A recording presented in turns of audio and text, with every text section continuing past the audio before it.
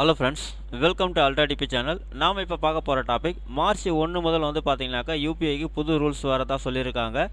நீங்களே நினச்சாலும் உங்களுடைய பணத்தை எடுக்க முடியாது, பிளாக் ஆகிடுன்னு சொல்லியிருக்காங்க. அது என்ன விஷயம் அப்படின்றத பற்றி தான் நம்ம இந்த வீடியோவில் ஃபுல்லாக பார்க்க போகிறோம். நாம் வீடியோவை பார்க்குறதுக்கு முன்னாடி நீங்கள் இது வரைக்கும் நம்ம சேனலை சப்ஸ்கிரைப் பண்ணலைன்னா மறக்காமல் சப்ஸ்கிரைப் பண்ணிங்க. கூடவே பக்கத்தில் இருக்கக்கூடிய பெல் ஐக்கானை கிளிக் பண்ணி ஆல் அப்படின்ற ஆப்ஷனை செலக்ட் பண்ணிங்க. அப்போ தான் நம்ம சேனலில் போஸ்ட் பண்ணுற எல்லா வீடியோஸினுடைய நோட்டிஃபிகேஷன் உங்களுக்கு உடனே கிடைக்கும். வீடியோவை ஸ்கிப் பண்ணாமல் முழுசாக பாருங்கள். வாங்க நம்ம வீடியோவை பார்க்கலாம். அதாவது இந்திய காப்பீட்டு ஒழுங்குமுறை மற்றும் மேம்பாட்டு ஆணையம், insurance regulatory development authority of India IRDA பார்த்தீங்கன்னாக்கா யூபிஐ வழியிலான ஆயில் மற்றும் உடல்நல காப்பீட்டு கொள்கைகளுக்கான தொகையை தடுப்பதற்கான, அதாவது பிளாக்கிங் அமௌண்ட் ஒரு முறை ஆணைக்கு ஒன் டைம் மேண்டிடேட்டுக்கு பார்த்தீங்கன்னா அனுமதி அளிச்சிருக்கதா சொல்லியிருக்காங்க. இந்த புதிய வசதியானது BIMA ASBA, அதாவது தடுக்கப்பட்ட தொகையால் ஆதரிக்கப்படும் விண்ணப்பங்கள் என்று அறியப்படுகிறது. இதன் கீழ் காப்பீட்டு பாலிசி வழங்கப்பட்ட பின்னரே வருங்கால பாலிசிதாரரிடமிருந்து காப்பீட்டாளர்களுக்கு பணப்பரிமாற்றம் நடைபெறும் சொல்லியிருக்காங்க.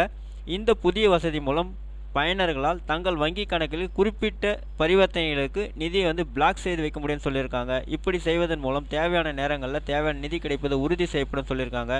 காப்பீட்டாளர் முன்மொழிவை ஏற்க முடிவு செய்த பின்னரே காப்பீட்டு பிரிமத்திற்கான தொகை டெபிட் செய்யப்படும் சொல்லியிருக்காங்க. காப்பீட்டாளர் முன்மொழிவை ஏற்கவில்லை என்றால் குறிப்பிட்ட தொகையானது அன்பிளாக் செய்யப்பட்டு ரிலீஸ் செய்யப்படும் அப்படின்னு சொல்லியிருக்காங்க. இது குறித்து இந்திய இன்சூரன்ஸ் ஒழுங்குமுறை மற்றும் மேம்பாட்டு ஆணையம் வெளியிட்டுள்ள சுற்றறிக்கையின்படி பார்த்தீங்கன்னா, இந்த புதிய உத்தரவு ஆயுள் காப்பீட்டு பாலிசிகள் மற்றும் ஹெல்த் இன்சூரன்ஸ் பாலிசிதாரர்களின் நலன்களை பாதுகாப்பதை நோக்கமாக கொண்டுள்ளதுன்னு சொல்லியிருக்காங்க. அனைத்து காப்பீட்டு நிறுவனங்களும் BIMA ASBA வசதிகளை தங்கள் வருங்கால மற்றும் தற்போதைய வாடிக்கையாளர்களுக்கு 1 மார்ச் 2025 அன்று அல்லது அதற்கு முன் வழங்க வேண்டும் அப்படின்னு சொல்லியிருக்காங்க. அதே மாதிரி UPI தொடர்பான சமீபத்தில் அமலுக்கு வந்த முக்கிய மாற்றத்தை பொறுத்தவரையில் பார்த்தீங்கன்னா, கூகுள் பே ஆப் ஆனது கிரெடிட் மற்றும் டெபிட் கார்டு வழியிலான பில் பேமெண்ட்டுகளுக்கு கட்டணம் வசூலிக்க தொடங்கியுள்ளதாக சொல்லியிருக்காங்க. அதாவது 2 நபர்களுக்கு இடையே UPI வழியிலான பண பரிவர்த்தனை அல்லது ஒரு கடைக்காரருக்கு நீங்கள் செய்யும் வழக்கமான UPI பேமெண்ட்டுகளானது தொடர்ந்து இலவசமாக இருக்கும் அப்படின்னு சொல்லியிருக்காங்க. ஆனால் கூகுள் பே ஆப் வழியாக டெபிட் அல்லது கிரெடிட் கார்டுகளை பயன்படுத்தி பில் பேமெண்ட்டுகளை செய்தால் கட்டணம் வசூலிக்கப்படும் சொல்லியிருக்காங்க.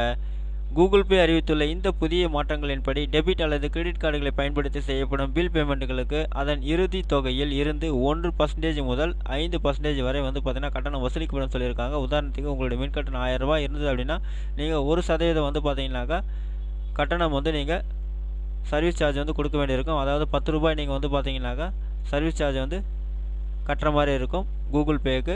மேலும் புதிய சிம் கார்டு வாங்குவது தொடர்பாக ஒரே நேரத்தில் 3 மாற்றங்களை அமலுக்கு சொல்லியிருக்காங்க. இனிமேல் அனைத்து புதிய சிம் கார்டுகளுக்கும் ஆதார் அடிப்படையிலான பயோமெட்ரிக் சரிபார்ப்பு கட்டாயமாக்கப்பட்டுள்ளது அப்படின்னு சொல்லியிருக்காங்க.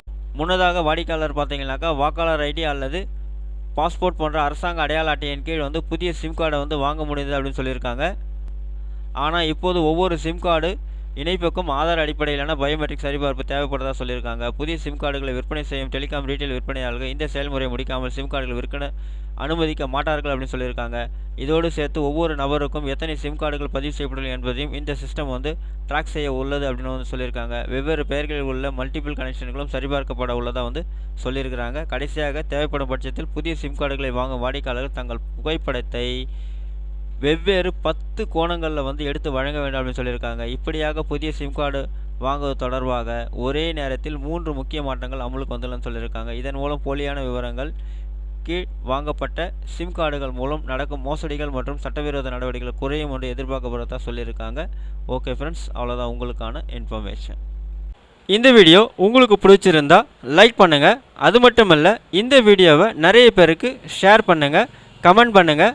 மறக்காமல் நம்ம சேனலை சப்ஸ்கிரைப் பண்ணிங்க. மீண்டும் ஒரு நல்ல வீடியோவில் சந்திப்போம். நன்றி, வணக்கம்.